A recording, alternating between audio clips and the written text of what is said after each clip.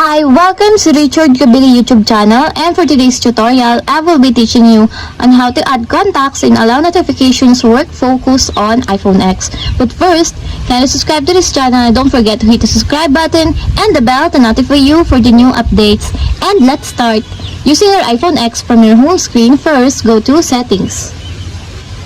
Then in the Settings, scroll down and click the Focus. Then in the Focus, choose the Work. Then in the Work Focus, click People under the Allow Notifications. Then in the Allow Notifications prompt, click the positive sign to add the contact person that you want. For example, you want to add Rain, just click this small circle until there's a check mark on the side. And I have one contact selected. And if you're done, just click Done. And your contact person is on the list. And that's it. We have successfully add contacts and allow notifications work focus on iPhone X. If you have a question, kindly comment down below and don't forget to hit the subscribe button and the bell to notify you for the new updates. And thank you for watching!